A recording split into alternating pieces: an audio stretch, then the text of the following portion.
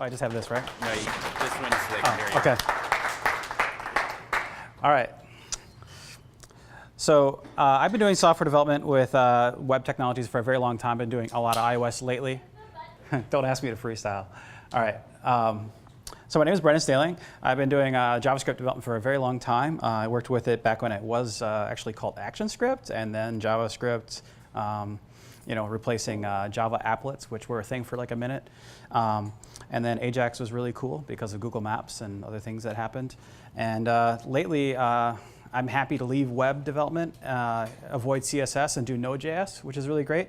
But when you end up writing thousands and thousands of lines of code in Node.js, it gets really hard. So TypeScript makes it a lot better, a lot easier to work with. So when you're used to other languages that have features like IDE-like features, so examples would be like Java or C# or Swift or something that almost has an IDE support these days. So what is this what I'm going to go over, basically? I'm going to talk about promises a little bit, go into generics, explain TypeScript a little bit, and then I'm going to explain an IDE that you can use for it and some of the features that make it really helpful. And then I'm going to kind of explain how to automate some of the work so you don't have to do anything extra just to use this new language. And then explain some of the coding standards you can use.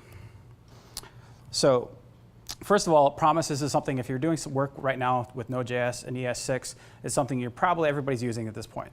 So either you used a library before, there's lots of libraries out there that have varying compatibility with actual standard promises, but then there's ES6 promises. So that's really, really powerful. So you can basically avoid what we used to do with the original Node's model was a lot of callbacks for everything. So these days, promises are much more friendly way to write the code. You can do a lot of chaining, the happy path, and then you can have your exceptions and the errors caught in one place and then handle that differently. So you end up having a lot cleaner syntax. Okay. So generics. Generics is a feature that if you've only done work with JavaScript, you might not be familiar with it. Other languages like Java has it recently. C# had it for a while. Languages like Swift and Objective-C have generics. What you can see here is basically I've declared this function, and I'm saying I take a type. And when I actually use this function, I can say which type I want to talk about. So if I want to create my own custom object or use a system object, I can use that, I can specify that so that I know within this context, that's the type I'm working with. So what is TypeScript? So a lot of functionality, like the book you saw on the screen just a little while ago, JavaScript, The Good Parts. It's a very short book. And it's like really short. And so what TypeScript does, it gives you really good support for types. As much as for years, IDEs like Microsoft and a lot of other companies like IntelliJ, JetBrains, have worked on type inferencing functionality. So they can sort of inspect your code, but sometimes that's really hard. So if you're familiar with the internals of jQuery back in the day, they would actually create all the events dynamically by going through an array of strings. So the click event was just a string click, and it was one string of many strings in the internals, and it would actually create a function for onClick, and it would just dynamically do that. So how do you do type inferencing for that function that doesn't really exist in the code? You can't inspect the code. You have to actually run the code, inspect it, and do all this crazy stuff. So that just makes things really, really hard. So what you can see, if you can see this on the right side clearly enough, this is all code that's going to be online later on. Basically, you get really good type support. You can use things with promises. You can make your promises work with generics, so you can know what you're getting back. And then you can have really nice libraries that are tested and supported. And then when you're actually using them, it tells you all this information. So all this metadata about what's going on, you can see all that. Now, what's great about this language, TypeScript, it's actually been in development for quite a while. So this guy, Anders Ellsberg, he works at Microsoft. He used to work on Delphi way, way back. And then he worked on C# for a long time. And anybody who's worked with C# and then any other language really wishes they could just work with C#, but not on Windows. And now, basically, he's been working on TypeScript. And one weekend, like a year or two ago, He took the transpiler code and started over, and in a weekend he rewrote it basically. And it's like, I had a better idea, and now it's twice as fast. And so he's that kind of guy. He's very good at this. He's very friendly. He's very helpful. You can actually interact with him through the open source projects. So as a part of that, when I was interested in getting a TypeScript, I looked at different IDEs, things that I might use. There's a lot of a lot of proprietary ones that you can pay for, whatnot. But I used to use the one that was open source from Adobe to do JavaScript development. I forget the name of it now. Brackets, yeah. That was awesome, and I was always waiting for the next update constantly. It was really, really nice compared to what I used previously. And I would say VSCode is actually better than that. Has all that functionality. It's built on the same thing as the Atom editor from GitHub, and which is built on top of Electron. So if you ever use Slack on the desktop, that's a desktop application that uses Electron. That's basically the foundation for that. So it acts like an IDE. It's not as rich as maybe some of the IDEs used in the past, like JetBrains IDEA or Visual Studio on Windows. But it has extension capabilities. So you can build your own extensions. You can find a ton of really good extensions. It's a really good extension system. So I have rating systems and whatnot. You can put comments in there. You can get updates. You can go right to the source code and actually fix something or see what's going on with the code and then submit a PR to fix it, maybe, if you wanted to. It also has, this tool has task integration. So you can actually set up your system so you can actually hit a command with a hotkey that you configure to make it do what you want. So you don't have to always have to jump out to the command line to make it do something for you. So you can go and find it here at the website code.visualstudio.com. So this is what it looks like. So you can see here I'm saying this is a promise that is going to resolve with a message object. And a message is an interface which just simply has text as a property. But since I was trying to return a number there, VS Code said, hey, that's wrong. You can't do that.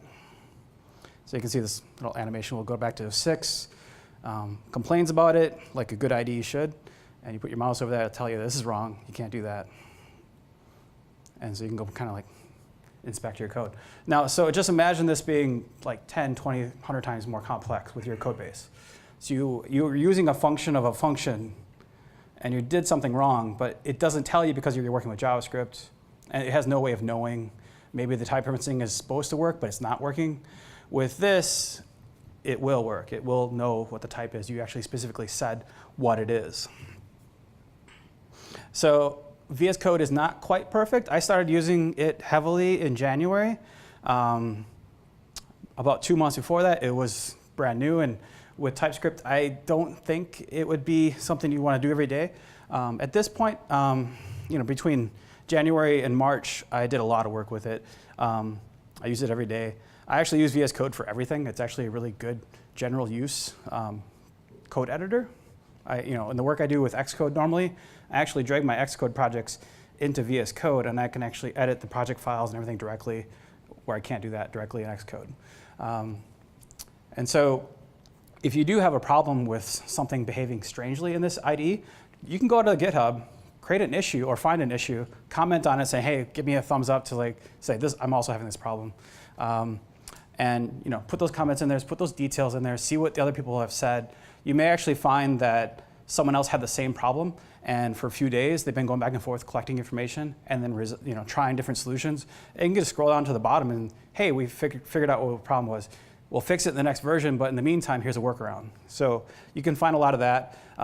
There's one person specifically on the team, I forget his name right now, who is always on top of triaging these things and then responding back to tell you when to expect the update. So that's really great. And then there's been a pretty steady release schedule.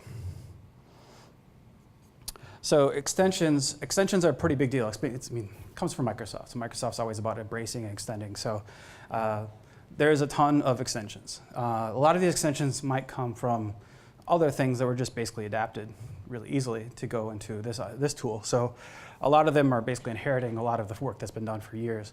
So right in the left panel is where the navigation is in this IDE. There's not a lot of buttons. There's basically, at this point, there's maybe 5 now. There was 4 for the longest time. They just added the extensions button. fairly recently. So you hit the extensions button, this pops up. You can type in the top search box, type in JSON, XML, whatever you want, and start showing you all these things. You can see this guy. This has, how many people have downloaded this recently, the star ranking. So stay away from the ones and try to use the 5s. If you're using a 1, good luck. Go help them fix the project a little bit. There's a lot of really great stuff. So if you don't have the support that you want out of the box, which actually comes with a lot of really good stuff, but not too much stuff, because what I didn't like about working with like Visual Studio on Windows years ago was it was just so slow. I got to the point where I actually liked going out to Notepad and actually working on code that way, because I was actually able to just think about the code and write it and not wait for the IDE to like catch up and do something for me. So this sort of is a good middle ground. So it is highly configurable. There is the launch settings and tasks. I think there's probably more that I don't know about. These are the ones I use most of the time. So for launching, that's basically you would have, if you wanted to have app.ts for your app.js as one of the entry points, you can create as many launch points as you want. If you want to have like a test entry point, a test target for that, you can basically reconfigure launch JSON for that. And then for settings, that's the settings that are showing here. And you can do some really interesting things with that. All kinds of defaults. You can look at the defaults file. And if you put your mouse over the configuration setting, the string in the beginning, it actually tells you what the syntax it's expecting. So, and then there's also syntax support here. So if you hold your, you basically change that 2000 to a string, it'll complain saying, I'm expecting a number, I don't want a string. I've actually found an instance where the default value was a number and it was supposed to be a string or something, and I kept them having problems with it, so I asked them about it on GitHub, and they told me, oh, that's wrong, we need to fix that. So the syntax, I'm not sure if it's like a doc type that basically you need to put in there. Then they fixed it within a week. Now, I'm going to do a demo at the end to show you just kind of like a run through what this looks like, or maybe I'll do it in a second, right after this. But you can basically have all these TS files. And when you transpile them, meaning I'm transforming this TypeScript into JavaScript code, you create all these JS files. And what you also do, if you want to support nice debugging experience, you create these map files. So if you're familiar with like source maps, which were kind of useful for other purposes before, they're now used so that I can actually set breakpoints in my TypeScript, run my code with Node.js attached to the debugger, and when the debugger tells me at this point, it basically knows how to map the code so that it stops on your TypeScript instead of JavaScript. So you don't have to worry about like finding out where that problem is. So with this configuration right here, you can basically say anything that is .js that has the same name but .ts, just don't show it. So you can have JS files that are not TypeScript, generated, and that's pretty great. So I'm going to give a demo of how this works. Basically, with the breakpoints with TypeScript and stepping through it and actually being able to inspect the watches to see what's going on, it all works with the source map. So I kind of want to show that because I think that's my favorite thing about this. Where do I get out of here?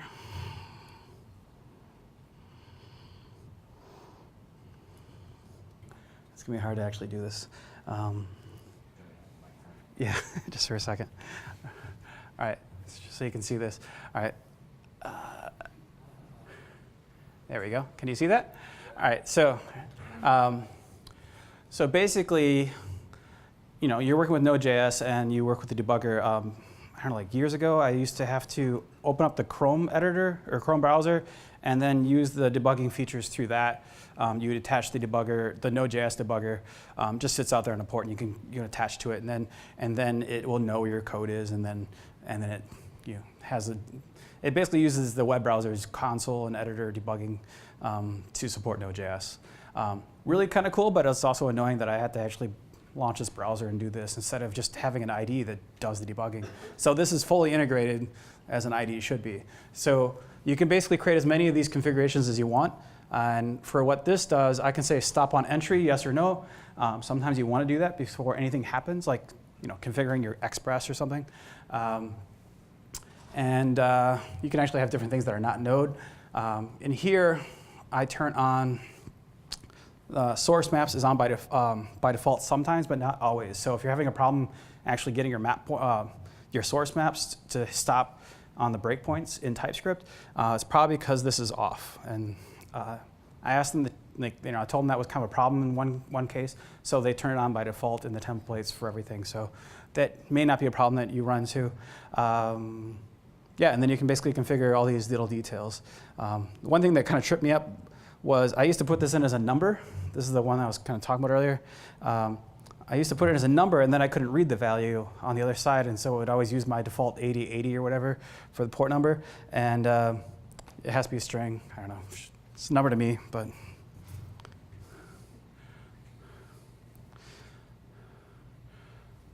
All right, so here's the massive amount of UI that is part of this thing.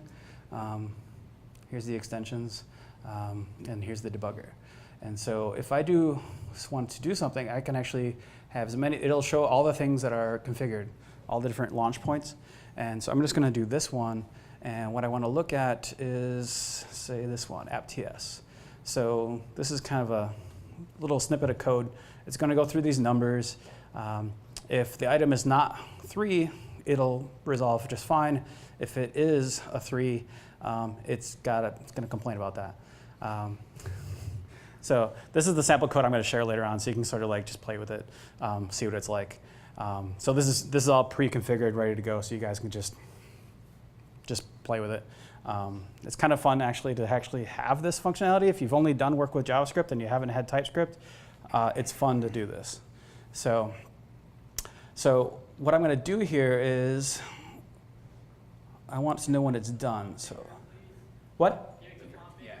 Oh yeah, just a second.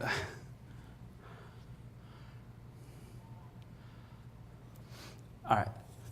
This, well, one little thing about the top, you might be familiar with that from ES6 type of stuff. That's kind of been how TypeScript's been for a while. So I basically have a little file called eachitem.ts. I'm importing that, I'm calling it each, and then each item is sort of, it's like a little function I wrote a couple years ago. It basically lets me iterate through something and write code a certain way I wanted to do it. And this is basically just going to do promises through here. It'll catch my error and report that. And it's going to keep on going through them and resolving until it's done. I don't have that code showing here. But let me set a breakpoint, which is really hard. And just fire it off. And there it goes.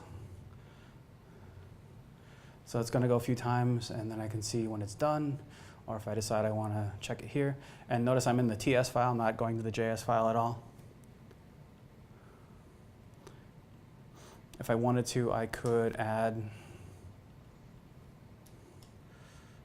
I can see what is going on here. I think I can add it.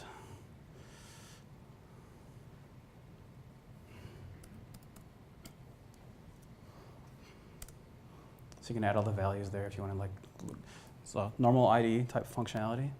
And now I'm done.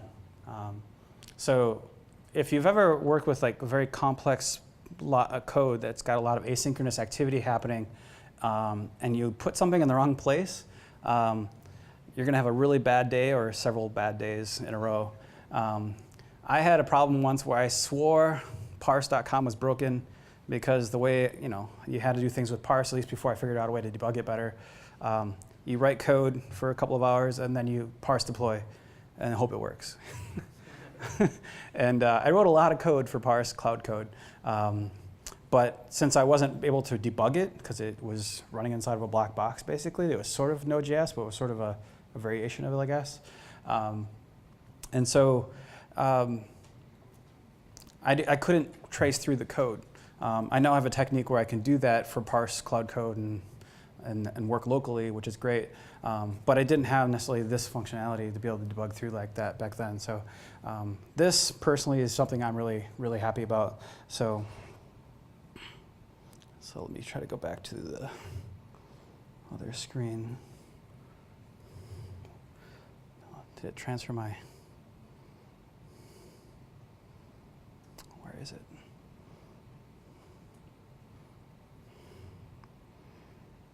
So that's the end of the demo. Go back to this. So this is the response I'm hoping to get. So after many hours and days and months of frustration with JavaScript, with thousands of lines of code where something wasn't right, one thing I did was instead of putting the callback inside the parentheses, maybe as the first or second parameter, it was the wrong parameter. So it was never calling the callback in Cloud code. So therefore, nothing was working. And it was one of like 200 lines of code, and I didn't know, because you sort of have like these callback, or promise, and it's like, if you have it in the wrong spot, if it's not inside the parentheses, or it's not inside the brackets, it's just not right. So, all right, so what you can do for automating everything is you can use the TSC command line tool. So that's basically comes with TypeScript. So if you do use NPM for all the TypeScript functionality. So you just install TypeScript and all the TypeScript support tools with NPM. That's all on the TypeScript website. It's pretty easy. So what you can do is simply do tsc-w, which will then watch that folder. Anything TS related based on the TS config, we'll just kind of listen to what you want it to do and then transpile it for you, and it'll generate all your JS and js.map files. It'll just do that for you. You can still just have a terminal window and just let it do that. You can also have Grunt or Gulp. You configure them to do watching as well, so that's pretty great. And then you can configure all of them in VS Code. So what I used to do is I would configure Command B to just build my code on request. And then sometimes I would do watching, but I didn't like doing watching because sometimes it would either be really fast or really slow, and I didn't want to go out and try the code when it wasn't actually where I thought it was. So just like with JS lint or JS hint, you can use TS lint, and it's very similar, a lot of the same functionality, plus other things like interfaces. How do I want to do what Microsoft usually does, where they put an I in front of all the things that are interfaces, or do I think that's stupid and I don't want to do that? Whatever your team decides to do. So that's pretty easy to do. You can see the really, really awesome tiny example over there. If you're familiar with JS lint and JS hint, a lot of same functionality. If you don't know what that means, you can actually hold your mouse over it. It'll tell you what it is. So that's pretty great. And that's it for my talk.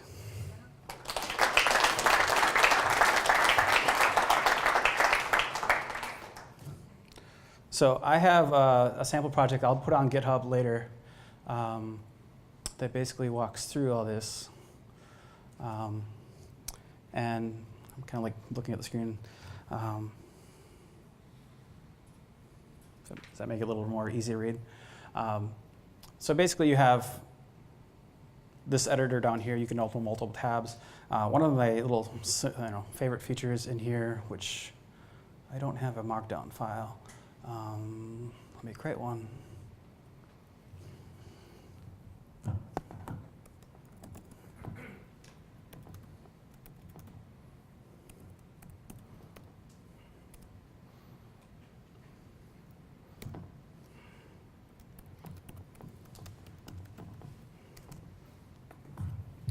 So it has this nice little nifty little feature. It actually disappeared for a minute, and now I don't know where my mouse is. You can create the split editor. It'll have the same file over here, and then you can get rid of that. And then this nice little icon here. So this actually does live markdown previewing, so you can actually type on the left and it shows you on the right. So this is how I update all my readmes on GitHub. I just load it up this way and I put all the information in there. Makes it really nice for me to just quickly do what I want to do. So even if I'm not doing TypeScript, if I'm working on a totally different platform language, I still like to do all my markdown and a lot of stuff in this IDE, and I can get extension support, whatever I want to do. So. You say, so you edit your GitHub markdown, so it's compatible with GitHub markdown? Yeah. Well, it uses a library which supports most of GitHub. I saw comments about what someone asked a question about that recently, and they said, yeah, it's close. Because the Markdown on GitHub might be still a little bit faster, more current than the library that they're using, that's all. Yeah, I recently I'm doing some C# and I discovered Visual Studio. I started off in Visual Studio Code, and then I moved to my PC and using like the regular VS, and it's really good now. Like I was working, I went back to doing my regular web development, and I was like, I want to go back to Visual Studio because the IDE is so good. Like you could. This one or the Windows? Like the Yeah. Like code. The code doesn't have all the features of the full Visual Studio. You know, like you can run debugger, it'll show you all your variables and what is what, and like it's so simple. You can see the window as it goes by. Like I used to use context on my Mac, and I was like, why does everyone talk so much shit about Windows? Like this is. Because of the registry. Visual Studio from 2012 plus kind of had some growing pains as they switched to WPF under the hood. Yeah. And it wasn't quite always optimized, and then some people throw in ReSharper, which is doing all this extra indexing and real-time compiling and to give you all this magic. So people would just kind of throw on all this cool stuff, and inevitably it wasn't optimized as well, and then there were too many plugins doing too many things. Right. Now, current versions of Visual Studio, very optimized. They're ready for Windows 10. They're ready for GPUs. Like, yeah, it's fast. Yeah. But there was a long history where it wasn't always as fast. Right. Well, what I found was the challenge was like I'm used to if I'm doing like just a JavaScript or a Node app, like it wasn't so easy. I was like, oh, I'm gonna switch over to doing my Node apps in Visual Studio, but I couldn't actually figure out how to start a program in there and bringing myself onto GitHub versus it worked really great for C#, but I wasn't quite able to figure out how to I'm gonna make a Rails app, I'm gonna make a Node app right in it. So I kind of back to this context. Yeah, I used to even on Windows with my my work I was doing years ago, I would still run a virtual PC and put Visual Studio in there because it would actually take 6 to 8 hours to install Visual Studio back then, and maybe it still does. It's a really painful long process because it's got tons of stuff that it's doing, and so I would always create a virtual PC, install everything, get all the Windows things latest, greatest, good to go, and then I would create a backup copy of that. So then 3 months later, if everything's acting weird, I would just go back to my copy, start over, instead of spending 8 hours reinstalling it, which you can't actually uninstall and reinstall because it doesn't actually do a clean uninstall reinstall. So I did that for a long time, and then when I went to the Mac, I actually then used Virtual PC or what's the other one? VMware. Yeah, I used VMware for a while, but then I basically got to the point where it's I don't need to do that anymore. I'm just going to do Node.js and iOS. So, but yeah, I do the best thing about that side of things is Visual Studio, the full version, is really powerful. So I'm excited about this potentially getting better and more functionality. I've sort of gone on a diet when it comes to IDEs, so I'm kind of happy with this. So. Are you using any of the Git integration with that? You can make commits straight from your. So this isn't a Git. One more up. One really One higher? What? One side. Oh, that's why I thought I clicked it. Oh, duh. That one. Let me see if I have something I can pull in here. It moves this stupid thing. All right, let me.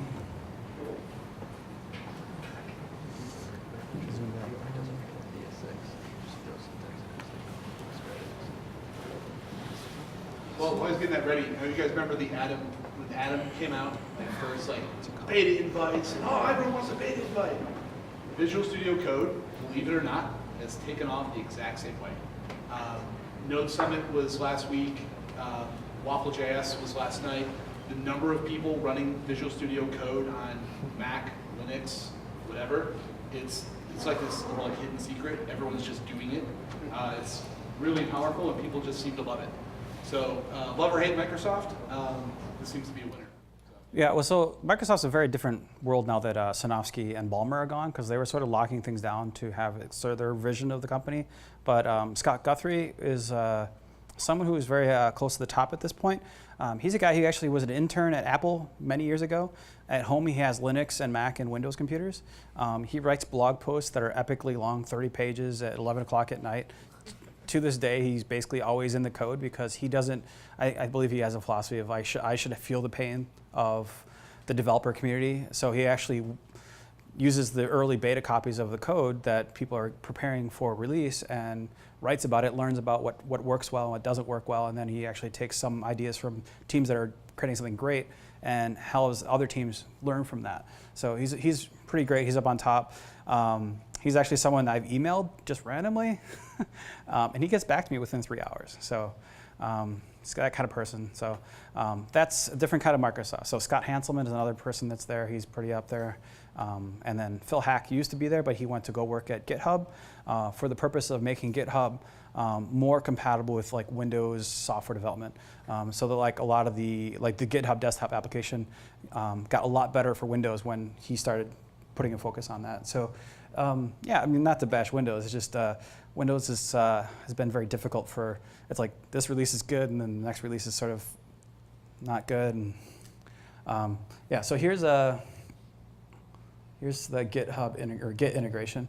So I can see things, here. So I have that, that kind of functionality. It's nice. I can see what I changed. I like doing that. This is something I can't do in Visual Studio. Like, where is my?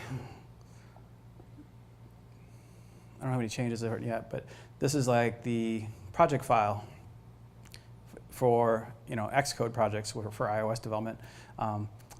Xcode, obviously, when you open a project file, it opens the project. So it never lets you actually look at these files. So I like looking at these and being able to make changes and do what I need to do to like adjust the thing I need to adjust instead of trying to do it through this visual UI. Sometimes it's easier to just change it here. So, but yeah, there's like some really nice Git. I don't usually use the Git integration here. I'm used to using just the desktop app or the command line. So. But it's there if you want to use it. Search is in there, and then, file browsing. So I actually have a question about your use of TypeScript. Did you choose to do that yourself? And so why? I really wanted to use it because when I was working on a project for a few months, like back in 2013, I did a lot of JavaScript for a very long time, and I was able to use like Visual Studio on Windows to do debugging, and that was okay. The type inferencing was kind of new back then. A lot of their awesome web technologies that they've put out is what wasn't out yet. So when I stopped working on Windows as much, and I was doing all this work for parse and cloud code and hitting parse deploy and just hoping it worked. And the weird thing about it is like, my debugging experience was console.log. And the problem with that is that was sort of an I/O async process. So my application, my code might crash or might get stopped prematurely. And so something that was console log doesn't actually get logged anymore because it just ends everything. So it's not a good way to debug it. I've since learned how to use, I write my code sort of as a library, which has a different entry point, which is not parse cloud code, but it does reach all my same code. So like 80–90% of my code is reachable locally. And I can still remotely talk to parse.com for the storage solution. But I can locally run all my functions and step through them with VSCode, which is awesome. And then I can deploy it, and it just works. So being able to step through it is great. So after doing all that development, I just was missing things like that I had back in the day with, I used multiple Java IDEs, and then I used Visual Studio for a long time with C# or VB.NET. And that was really great. Xcode with Objective-C, it's gotten a lot better than it was 4 or 5 years ago. But TypeScript, it's starting to bring me those features. And generics and promises, the syntax highlighting, the refactoring, it's really helpful because having that little squiggly line can save you hours or days of time. Just like, that's good, done. So, I don't know, how many people are using TypeScript right now? Like 3 people? So it's not that hard to do. Go ahead and go to the TypeScript website. There's a live coding samples, so you can go in there. You can see how to create classes. Classes is something you can already do with like ES6. But the thing about that is you can't necessarily use ES6 in the web browsers. So you can actually tell your TSC compile process, the transpilation, you can actually tell it to make ES5 or ES6 code. So if you're running it as Node.js, then go ahead and just do, as long as you know you're using the version of Node that supports ES6, you can just do that. But if you know you need to support slightly older browsers, go ahead and transpile back to ES5. So you can do that. I've actually had a question about that. I've had trouble with the debugger recognizing ES6 syntax. Is that literally just because my Node version's out of date? Is that I've had problems like that. And so I just sort of finagle with my configuration a little bit, and I go and browse the GitHub issues, and I usually find something to help me out. At one point, this is very much a minefield sometimes when you're dealing with this, just JavaScript in general, but also TypeScript and VSCode. So I think it's way better than it was like 3 months ago. But I actually found that I could just transpile my code back to ES5 and it debug through better, because I don't care. I'm coding it in TypeScript. I don't care if it's generating ES6 or ES5. It still is the same, essentially the same functionality. So I like that. So, does anybody want to see anything with this IDE or this language? They have like support for modules and classes and interfaces, all kinds of really good stuff that you wouldn't normally try to attempt in JavaScript. Or if you do it with JavaScript, the syntax for assembling things is sort of weird. So I'll publish this later onto GitHub, and you can browse like the Grunt file and everything else and see how it works. And then the VSCode, which actually it took me a long time to get all the settings the way I want them. So you can just take that and run with it. So.